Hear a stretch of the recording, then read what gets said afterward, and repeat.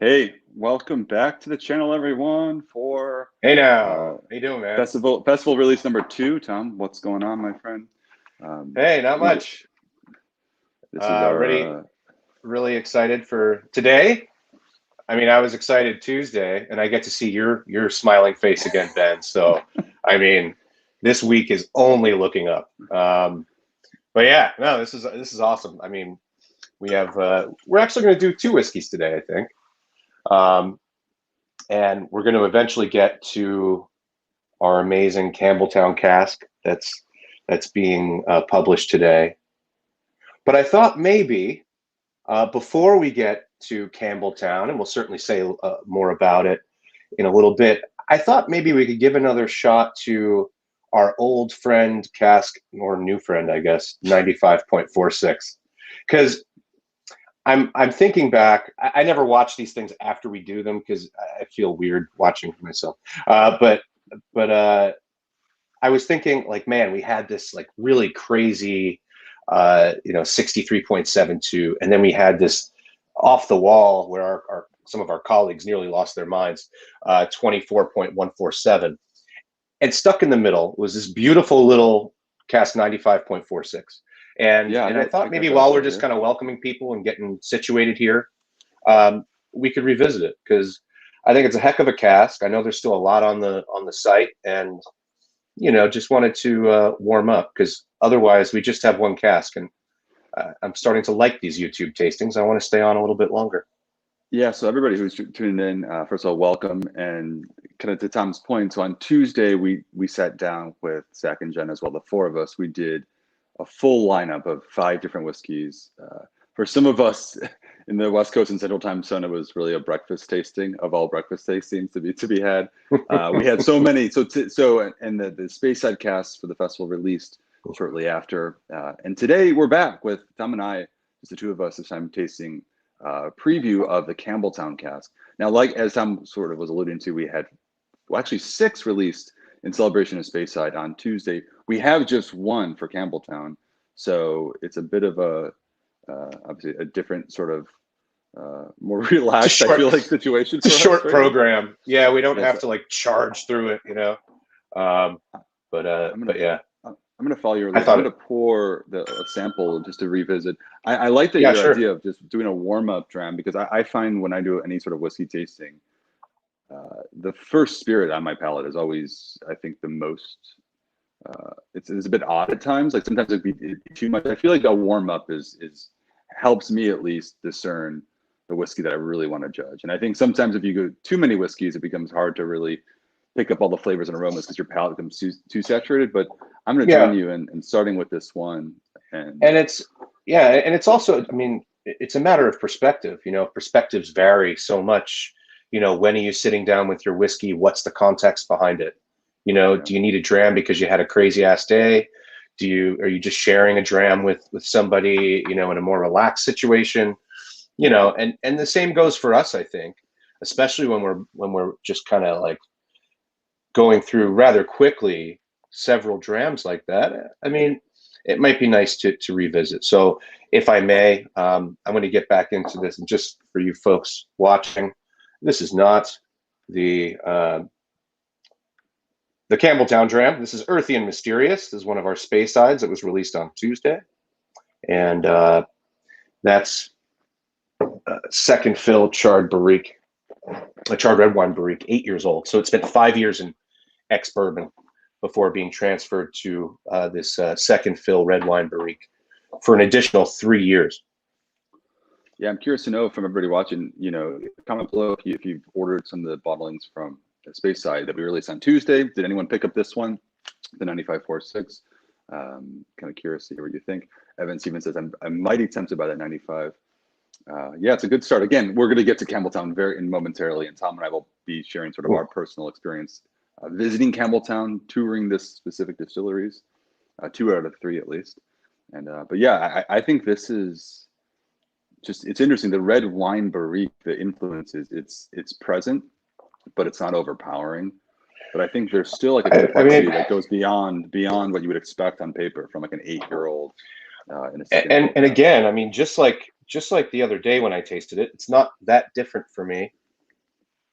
But I'm getting a lot of kind of butterscotch, kind of spicy butterscotch with a little bit of floral appeal. Violets came up in the conversation. That's certainly applicable. Yeah. Question about again, we won't distract you guys too much with Campbelltown, which we'll venture to in a moment. But yeah, just as a starting point, just to recap, this 95, the distillery itself. Obviously, we don't name the distilleries because at the society we have a philosophy that the whiskey should be judged only by the liquid in the cask itself. We've stripped sort of any sort of influences that might impact your experience with the whiskeys, and just focus on the liquid. And so but Distillery 95 is a lesser known one. It's owned by a big spirits company. Most of it goes into blends, so it's pretty rare. Yeah. I don't know. I think that's, for me, like we work for the company now, but I was a member before of the society. I was really drawn to this idea of discovering spirits from distilleries that you typically cannot access, like here in the U.S.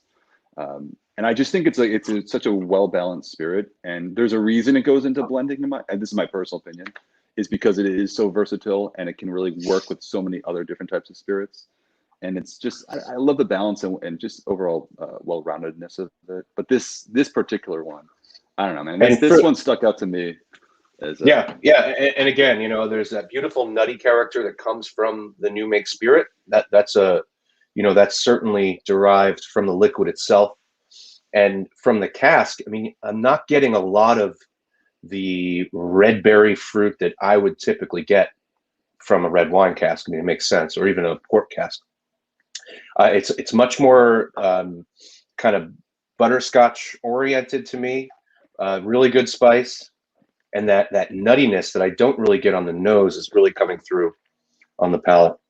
I mean, again, to me, it's performing more like a dry Oloroso style than a red wine barrique.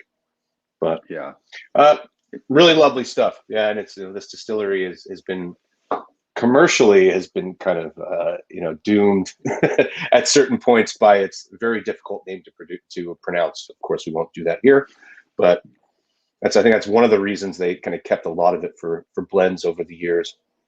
But yeah, lovely stuff to start out with. Yeah, a few comments here from Nick Bishop, who says, "Yep, Seatown and Isla are my focus too. Although I love watching all the festival outturns." Dave Johnson says, "Hi there from Seattle, Tom and Ben. I picked up both the USA exclusive casks. I really appreciate the red wine barrique. Glad you're into it. Looking forward to hearing what you guys think about it. I mean, feel free, by the way, shoot us a note. We always like to hear feedback from our members. Shoot us a note via email, comment on the video below once you do get your bottle, and let us know what you think." Daniel Clark says, 95s I've had are high ABV, but drink much more balanced. And I think that was my experience with this, at least, especially on Tuesday when the first time we had it. I thought maybe it was because it was number 3 or 4 in the lineup, and I think number 3. It was number 4, yeah. I thought it's because we were warmed up, but visiting this right now, I haven't even added any water, and it's 61%.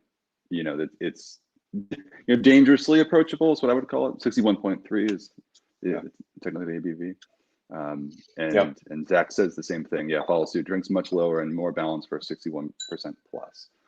So I've added a little bit of water, and it's just terribly smooth. Yeah. So anyway, if you're just tuning in, welcome. That was just nice. Tom and I are going to be talking about Campbelltown today, ahead of the official release of our Campbelltown Festival bottling at 1 o'clock Eastern time. So just under an hour. But we just want to kick things off revisiting this particular cast, 95.46, which is earthy and mysterious. Released for the Space Side Festival on Tuesday. So, and still available if you haven't picked up a bottle. Curious about what this sort of young, vibrant red wine barrique matured whiskey is like. Go for it. So yeah, beautiful malt, man. That's very good. So cool. So let's shift our let's get to why we're here, what we're here to talk about, and I think why you guys are here, which is a kind of the smallest region in Scotland is what we're talking about today. Tommy, you want to share your thoughts on Campbelltown before we actually get to the whiskey? Sure. I mean, geez, where do I start? I mean, you and I have both been there. We've been lucky enough to have boots on the ground, which I think, to really, I think a lot of our members appreciate whiskey in their own environment, you know, in the glass. But man, when you're staring out at the place where these spirits are made, it just brings a different level of appreciation and understanding to it.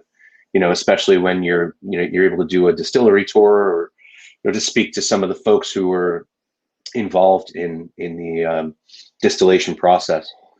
You know, it just brings that much more weight to the appreciation and discovery of it. So we've been very lucky to be able to go there ourselves.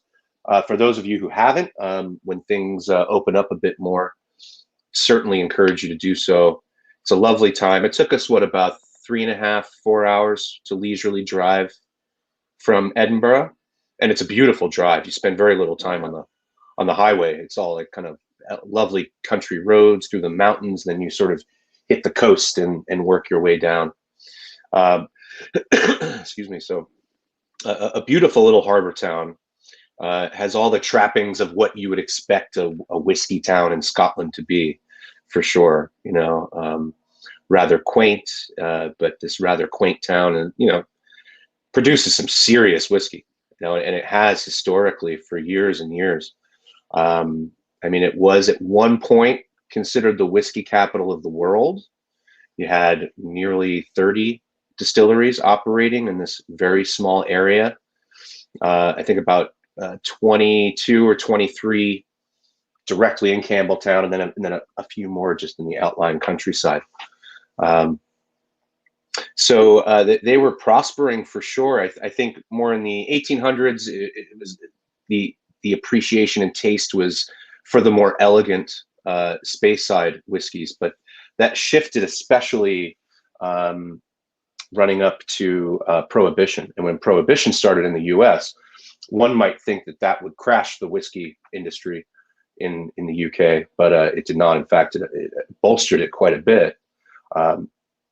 Since all of the spirit that was being created in the U.S. illegally was typically low-grade moonshine that might kill you, might blind you. Sometimes it's okay, but in the speakeasies that were operating, there was a huge demand for higher-end spirits, and that really manifests itself in Scotch. So you have these export companies, or import companies rather, being set up in the Caribbean. They're importing from Scotland and then running illegally into the U.S. and it's kind of helped their businesses. They were always looking for kind of deeper, richer, darker malts, and that was Campbelltown. These were big, weighty, muscular malts that could easily be diluted and their stocks stretched out a little more, and thus supply a bit more to folks around the U.S. at that time. So they started a really good business. In fact, they were kind of doomed by their own success. They were so popular that a lot of the distilleries just started sacrificing quality for quantity, and eventually, the sort of what's the word I'm looking for? The reputation was out on a lot of these distilleries, and blenders abandoned them, and eventually, by maybe 15 years later, just about all of them were closed. So Campbelltown just kind of lived there. There were a couple of distilleries that kept on. Distillery number 27, most likely because it was family owned from its beginning in the early 1800s, and distillery number 93, which we're tasting today, which kind of held on by the skin of its teeth, and continued to produce, I'd say, decades ago, fairly variable malts compared to its counterpart, but these days, stellar stuff. Really making great strides to not only produce more and higher quality whiskey, but to get the name out there. If anyone had been to festival tastings running up to COVID, they were very present there, and the whiskeys really showed quite well. So kudos to them. And then a third distillery, which I've never seen a cask of with the society, was created so that Campbelltown could once again have its own whiskey region. So here we are today with 3 distilleries operating in Campbelltown, and we work most heavily with Distillery 93. We get a few 27s along the way. They are not inexpensive. but they're absolutely delicious. And I believe we still have a handful of 27113 left, one of our vaults collections, which is a stunning bottle. But yeah, that's a brief 30-second history of Campbelltown for you. But really wonderful malts. You're welcome. I've always likened Campbelltown styles to, you know, kind of a Highland richness with that coastal mentality, you know, that kind of certainly not nearly as intensely peated as Isla, but still garnering some of those attributes, you know, the minerality, the oceanic influence, that sort of sea spray going on. And having visited there, you and I can both attest to the rather strong winds that blow through those warehouses. So, oh yeah, probably has a little bit to do. So we were last there about a year and a half ago, maybe pushing 2 years. Now. Oh no, it was like basically 2 years ago now. Yeah, because we were there in May. 2020. Yeah, 2020 is just like a wash. It's almost 2 years to the day that we were there. Actually, it might be 2 years to the day that we were traveling there. Yeah, because it was right after our meetings in Edinburgh, and then we kidnapped you and Campbell, threw him in the back of that Jaguar, and took off. Yeah. And, well, it's interesting. It was a crazy 24 hours. Well, it was wild, but it's funny coming from obviously an American whiskey enthusiast going to Campbelltown for the first time. You know, I had been to Isla, I'd been to every other region of Scotland before Campbelltown, and I kind of had this expectation that it would be, I don't know, more assertive, just more like more of a Disney World type of whiskey wonderland, when in reality it was this very sort of sleepy town that was really quaint with a beautiful bay. And it so happens to house distilleries, you know, but then you kind of get there and you lift the hood up, you get under, and you just go to all those little pubs and it's a whiskey town, you know what I mean? But it was just a very sort of somber, serene, very scenic, you know, beautiful backdrop. And I was just thinking, wow, this is not like Isla, for instance, where you land on Isla or you drive to Isla and like it's all about the whiskey. You know, everybody there, it feels like is just either working in a distillery, working on a farm, all making the whiskey. This was like just such an elegant little town. Everybody's minding their own business, doing their thing. They just had these 3 powerhouse distilleries. Elegant is a strong word, I'd say. It's pretty blue collar. It was a polite word. You know, it's very down to earth. It's a down to earth blue collar town making incredible whiskey. That's what I would say for sure. You know, I'm coming seeing this very serene scenery. Like it's just, you got the water and you've got it's just so beautiful there. And so elegance, I think, described, I don't know, the drive and everything about it. But nonetheless, man, we were totally the drive, the classic Scottish fry up we had for breakfast in that lovely little town. What was the name of that lovely little town we went to? I can't remember. It was Inverary. Oh yeah, that was awesome. So it was a great stop. Which is the memories. If you're going to Campbelltown, yeah. So it was definitely check it out. I just think I was blown away once we kind of lifted the hood, got underneath, and started tasting the whiskey. We really nerded out, and I think 60 minutes into our time in Campbelltown, we were in it thick. That's what I remember. We didn't ease into it. We went hard. We stopped at this distillery that we'll be representing in a moment's time. And it was just like, it was an experience to remember. So it's nice to sort of 22 years to the day relive that through the whiskey. And that's kind of what I look forward to in Campbelltown whiskey, to kind of bring me back, even though we're here. We went in lockdown for a year, but just to sort of nose and taste something that just brings you back so effectively. And that's kind of what I'm looking for. Oh yeah, man. I mean, this is some of the most transportive spirit out there. And that's certainly the case with this one. Yeah. So I have it in front of the me. Whiskey. Yeah.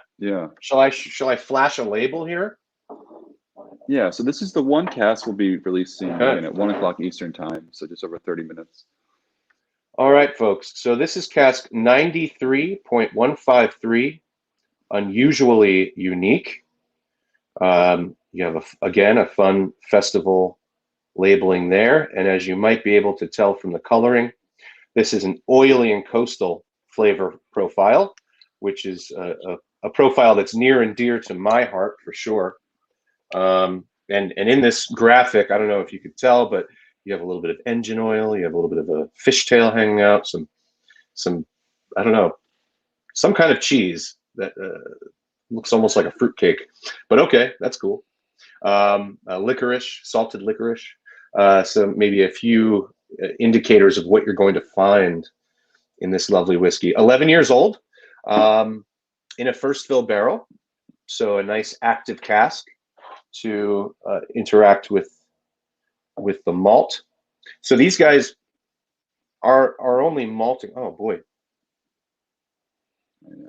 You were given your Campbelltown masterclass, and I've just been nosing this for like 10 minutes, and it's just amazing. Well, I can shut up and nose. But I just wanted to mention they're actually not malting. They don't malt on site like Springbank does. Oh, excuse me, like 27 does. But no, they receive their maltings from outside of Campbelltown, from the Highlands, and the peated malt that they receive is only about let me recall these numbers. Medium peat is about 15 to 20 ppms. Their medium peated malt and their heavily peated malt is only about 25. So a step certainly lower than what you're going to see out of Islay. But the synthesis of the peat, of the minerality, of the fruit, I think really is so alluring in these whiskeys. Nice golden color. That's something I really appreciate about this spirit or the distillery, is that there are 3 main variants of what they're putting out with varying levels of peat. And we at the society, we've been releasing, I think, all of the above for pretty steadily for a couple of years now. Yeah. I personally, having gone in the warehouse, done the tastings, the cask samplings, which anybody can do if you go out there, which was amazing. Well, we were treated to the festival casks that they were going to pour in the I think the next day was when Campbelltown Festival started. Yeah. So they actually took us back there and took us through those casks that were for the festival goers, which was a really nice treat. Not to mention the new make. Getting to try the new make is always really, really fun. Yeah, but while I think, a lot of attention is often given to the heavily peated variants, which we release as well, in single cask form. I really, from going there and kind of visiting Campbelltown, doing the warehouse tasting, I've really become drawn to this first fill bourbon barrel matured, very low peated levels, just really more of a coastal experience. When you take that peat away, you really, I think, get more of the minerality and sort of sea breeze intertwined within the spirit. Yeah, and I love that. I love it in a first fill bourbon barrel. Oh, what a beautiful nose.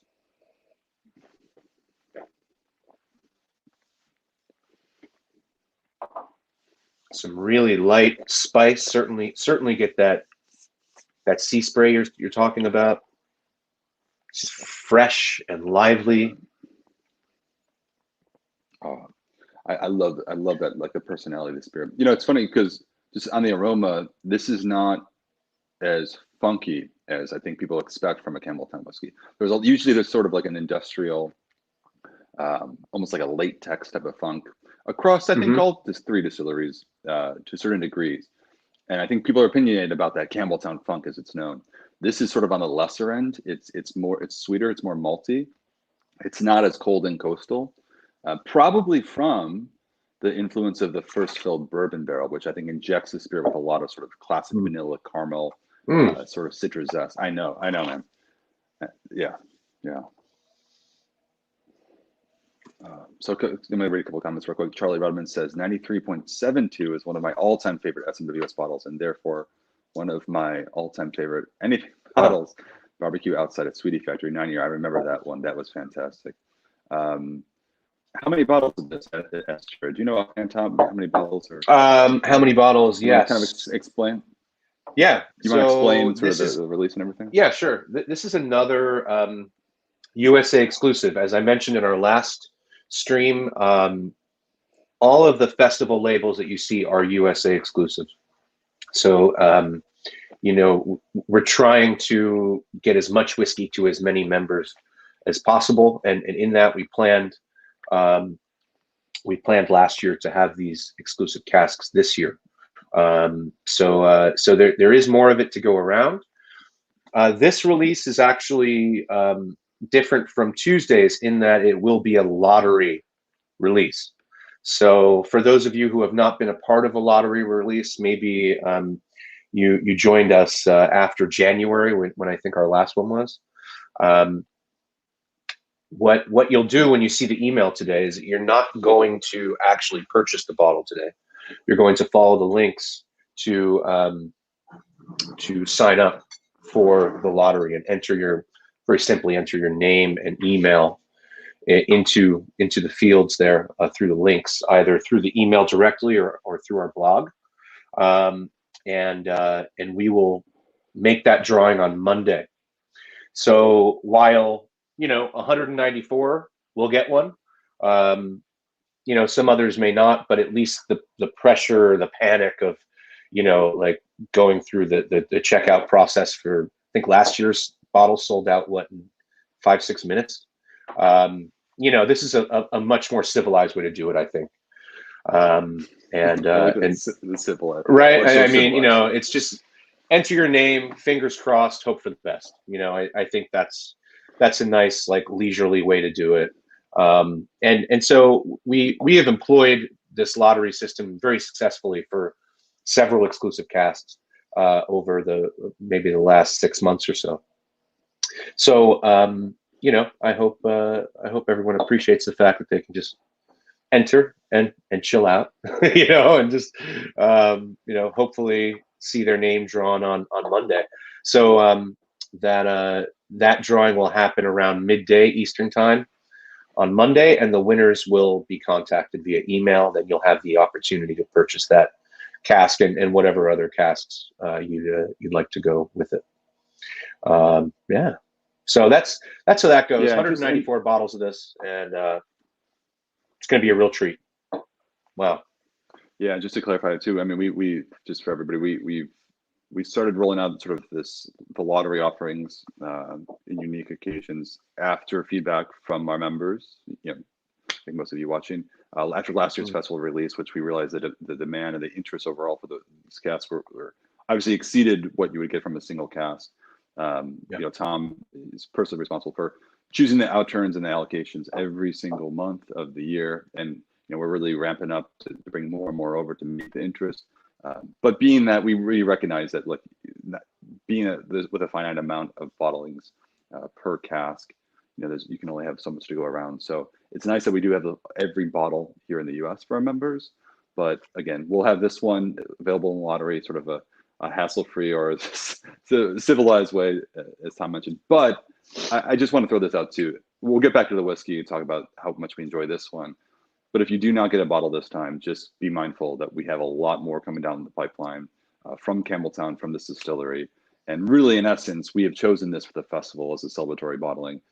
Is it going to be better than our typical offerings? No. And in essence, every whiskey that we ever bottle is intended to be of the same, exceptional quality.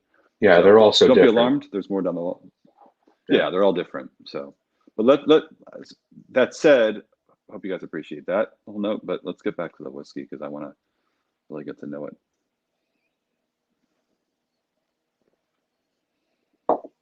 Certainly some really nice fruit on the nose, some honeyed, almost like kind of honeyed pear. To go along with that, the minerality, almost like a white pepper spice.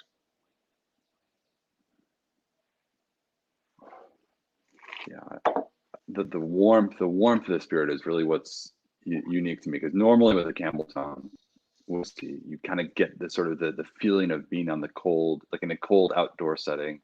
The spirits typically evoke like a colder environment, I'm trying to think of like a fall rainy season type of thing off the Atlantic Ocean. That's very generic descriptor, but like that's what you get. You pick up a lot of that. I think the cask, the first fill bourbon barrel, has added so much warmth to it, which I really love. I really love that. And I love it because it's different, I mean, I'm getting some really nice malt, some beautiful fruit. more of that freshness. Somebody, I think Carson asked, Carson? Excuse me, Connery Carson asked if I'm getting that funk. I'm not getting a lot of funk. I'm certainly getting texture, maybe some slightly herbaceous character to it, but a funkiness, no, I wouldn't say I'm perceiving that. Of course, all of our palates are very different, and you might perceive a funkiness, especially if you go into it saying, "I can't wait for that funk." You're going to get it probably, but I'm not particularly getting a lot of that. I don't know about you, Ben. Yeah, I'm not. And again, I'm hypothesizing that I think this it's a really active cask. The first little bourbon barrel has Yep. sort of rounded out any of the sort of the rougher edges, and injected some warmth into the spirit that would be cold and funky otherwise. I mean, don't get me wrong. When you get into it, it's still you have a bit more. You have a bit of that minerality. It's definitely Campbelltown whiskey. If I tasted it blind, I think I'd probably pick it out as such. But I love it, man. I love the unique profile. I love the complexity. And I just think it's funny because at 11 years old, I know age is just a number in so many respects, but there is, it's at that point where it's vibrant. It's full of character, you know, like real personality, just like a happy whiskey. But there's so much going on still. Like But it has the there's depth. enough complexity that keeps you entertained. Yeah, exactly. And that's just what I appreciate about this distillery, this spirit, that I think there's just really good value experience, you know, I think per dollar, with every variant that they're putting out for the most part. So I'm down. Nick Bishop says last year's Festival 93 was pretty light on the funk, but there was just a hint and it was fantastic. Yeah, we've had some those really funky ones, and we've had some like this that are not quite. I think the funkier ones have probably been the ones that are more heavily peated, you know, that we've seen as well. Yeah, I mean, heavily peated for them typically lands in our lightly peated or peated category, you know, within the context of the society. So it's you know, it's difficult to hit our heavily peated profile with their whiskeys. I'm not sure I've ever seen one in the heavily peated category for us, but heavily for them is a bit lighter than the folks across the way in Isla. Yeah. But this is a tremendous whiskey.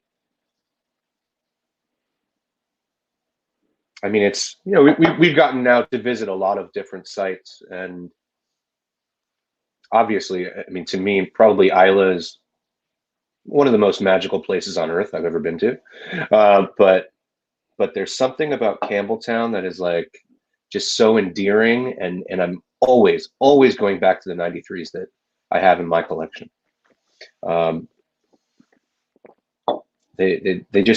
They have so much grace and complexity. I mean, I'm curious to hear what you guys think about this. This is my general opinion of Campbelltown and the whiskey.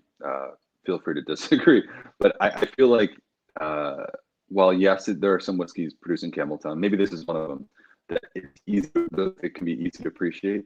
I find that most of the spirit takes a bit of experience. You know, I think if you go through the Space Side spirits, if you go through Highlands and make your way to Isla, I feel like then it becomes much easier to appreciate Campbelltown whiskey, because I just know that sharing some of these spirits from this distillery and others, for some it's not really, it doesn't really hit the mark. Either they, especially when you're starting on a whiskey, you want something that's either really heavily sherried, really fruity, or and approachable and complex, or maybe something extremely smoky. The in betweens, for one reason or another, from my experience in sharing, you know, with other members at tastings and whatnot, in betweens for those who are just sort of getting into it don't really pique their interest at times. And again, I'm generalizing, so I'd love to hear if you guys disagree.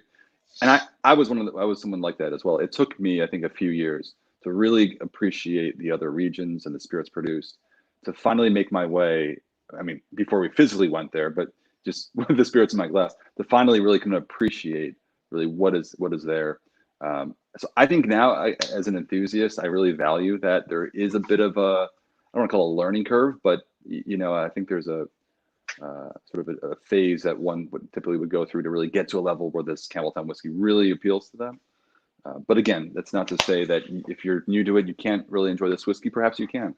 I just think on average, it requires a little bit, of a But experience. I think that's also the evolution of each of our taste experiences and what we're looking for. I think I can Yeah. speak for the team when I say our sincere hope is that when you join the society, you understand that there are certain whiskeys within your wheelhouse that appeal to you coming into it based on, what whiskeys got you here in the first place. But from there, we really hope that you branch out and go into um, these different flavor profiles that maybe at first were a bit too foreign, or just just didn't feel like going there. At some point, I feel like curiosity is going to get the better of most of us. Just kind of venture out into those other profiles and see how it goes. And our tastes are evolving throughout our lives anyway. So what we're enjoying today might be very different from when we're grandfathers and sipping on whiskey. Um, yeah, it's very much about that personal journey. And I think Campbelltown garners so many draws on styles from all these different regions. It's a really cool little, I don't know, for lack of a better term, melting pot of different attributes from elsewhere in Scotland, except maybe the lowlands. You might not have any of that there because this is pretty big whiskey, but yeah, really, really lovely. I'd like to see more 93s and sherry, but we don't get a lot of those. So, I mean, Oh man, I love that distillery can the hold first its full bourbon sherry, man. barrels. I've Yeah. had my good buddy Chris Buckafusco, who I met right after I started with the society. He was a member in New York, and he and I were at Rain's Law Room sipping on a 30-year-old distillery 93 in sherry, and it was just like, he looked at me, he's like, man, these can hold their sherry. So I'd love to see something like that. I don't know, you, and if you're listening, why don't you throw one of these in a PX cask and forget about it for 20 years? But I don't know. It's a great distillery, a wonderful, lovely region. And for those of you who haven't been there yet and are going at some point, we certainly envy your discovery. Yeah, man. A couple of questions. So from the chat, question from, let's see here, the Master Drum says, so all the Campbelltown releases will be lottery or store in bottles. So just to clarify, for today's release, we're doing 4 releases, 2 this week, 2 next week. Campbelltown is obviously today. We have just 1 cask. It's the only release, an only regional festival release in which we have just 1. We typically just have 1 for Campbelltown, being that there are only 3 distilleries to begin with in the entire region. But so this one, it will be available a lottery release. We will be following up next week with some more lottery releases, as well as some on a first come first served basis. I mean, really, we want to keep it balanced. We want to give everybody an opportunity to obviously get the whiskey. I mean, I think if we could have it our way, we would just want more and more bottles per cask, but that's just not how it works, So we're continuing to put more and more out there. Right. Obviously, if you don't get a bottle of this one, they're more similar to it and just as, I think, exceptional coming down the line. And then a couple other questions. One, Les Bishop says, not a question, but he says, kudos to you, Tom, for keeping the prices reasonable on these festival releases. And I think that's a good point. I think, I don't know, as a consumer myself, at some of these festival bottles, sure, can get quite expensive. I mean, believe me, I don't work on commission, kids. I'd love to give it away for free, but that's not how it works in the whiskey world. Unfortunately, prices only go up. But we certainly do our very best to not only consider, what the market is doing, but to see how we can bring more value to every release. So, we're certainly doing our best, and I'm glad you appreciate it. And I wish I could give it to you for $50, but that is not in the cards. But yeah, it's yeah. Listen, I mean, society bottles at face value might be a little bit more expensive than their official bottling counterparts, but it's that single cask that's so unique, and that just continues to surprise and delight all of us. So yeah, it's a great thing to be a part of. So this is I mean, this is a cool bunch of releases you had mentioned earlier. This is our second of 4. It would be really lovely to have some actual festivals to go along with it, hopefully next year. And hopefully we can get over there and do some streaming with boots on the ground. I don't know, Ben. What do you think? Think it'll happen? I'm down. The Wi-Fi will cooperate in Campbelltown, and if it book won't, some we'll tickets. just shoot a video and repost it. A couple of questions just here before we wrap up, guys. So regarding the release, how do you enter the lottery? We'll be sending an email to you shortly at 1 o'clock, right, Tom? 1 o'clock it'll be going out. And in the email, we'll include a link to enter. And as I mentioned, you'll have until the following Monday to enter. And we'll be contacting those who are randomly selected for the ball at that point. Yes, it is random. I just want to clarify that in case anyone's wondering. I appreciate that during the festivals. Yes, can you hear me? Sorry, I don't know. You froze on me for a second. Sorry. I was under a tunnel. No, but I wanted to say that yes, I received some questions, and I take the questions seriously, but kind of laugh because some things that maybe we hold bottles back. Everything is on at random on a lottery basis. I think that's only fair for members. Everybody's a paying member who is a member. So at this point, it's important to point that out. But if you are selected, you'll be contacted. If not, we have next week. We'll be following up with the Highland Festival release on Tuesday, and then Isla on Thursday. So among those two, there's a lot of whiskey that we're going to be tasting here on YouTube, of course, and then releasing to you, our fellow members, shortly after. And next week, you're excited for those. Yeah. And next week, I'll be doing. So you guys are stuck with me like for the long haul. So I think next week I'm hanging out with Jenna most of the time, and then on Wednesday, special guest Ewan Campbell from the UK, our fearless leader in spirits management, and he looks over all of our casks and is responsible for a lot of the blended batches, the vattings, that sort of thing, and just in general when these casks are sent over to the tasting panel for final approval.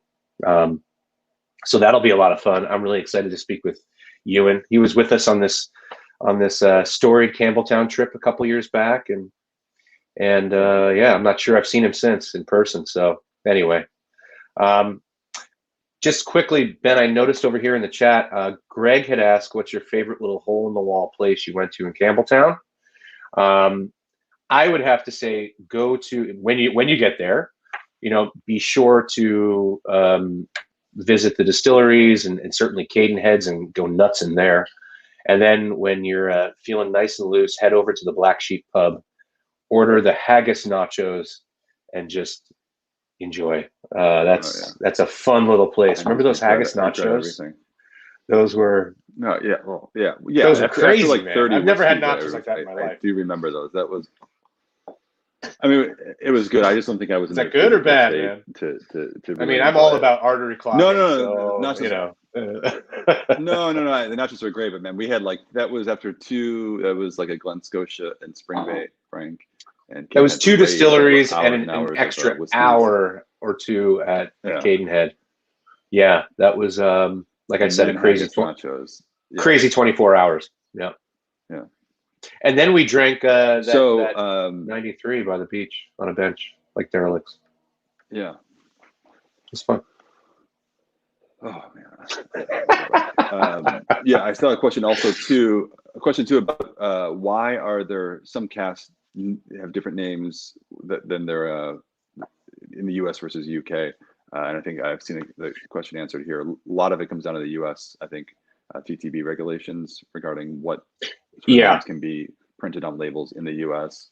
So we have to alter some names just to get approval.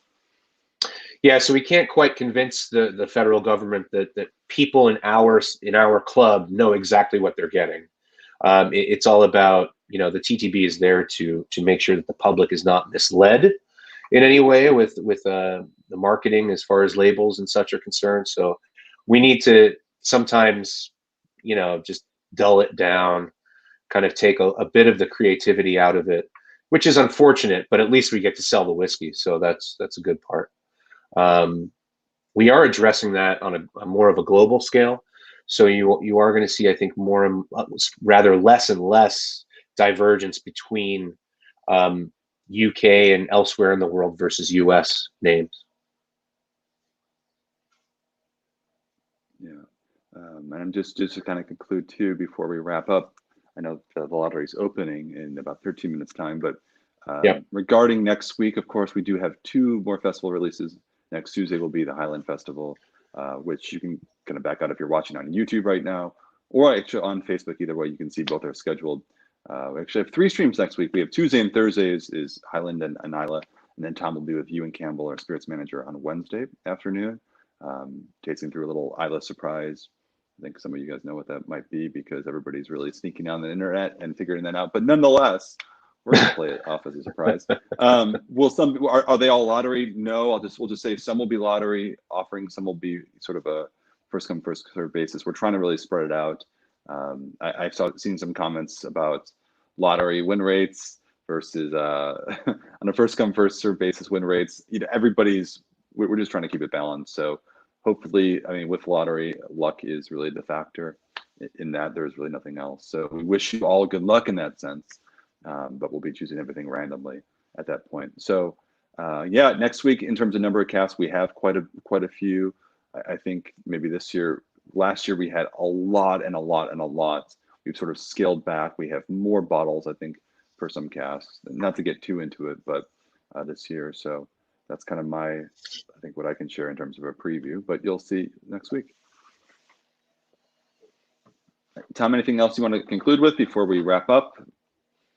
Well, I mean, I would certainly encourage everyone to throw their hat in the ring for this bottling. It's a really beautiful cask, and we still have plenty of Speyside offerings from the other day. So feel free to check them out, and I will be back with you guys next week, Tuesday, Wednesday, Thursday. God help my liver and workflow on those days, but we'll have a good time for sure. So Ben, thanks. Great seeing you as always, and everyone, thank you. Likewise, Tom. What are you gonna say? Good luck, everyone. You know, entering the lottery. I was gonna say, Tom, the YouTube star, is really full force. You have all asked for more Tom Smith, and you are now about to receive more Tom Smith. Be careful what you ask for. Yeah.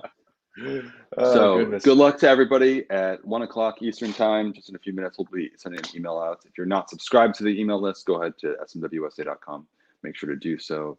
Otherwise, just check back on the website in about 10 minutes time, and you'll see a link to enter as well. So Tom, cheers. Sláinte. Cheers. Sláinte, everybody. Sláinte. Thanks for tuning in. Appreciate it on this. Take care, everyone. This afternoon. Have a happy Thursday, great weekend, and we'll see you next week. All right. Bye-bye.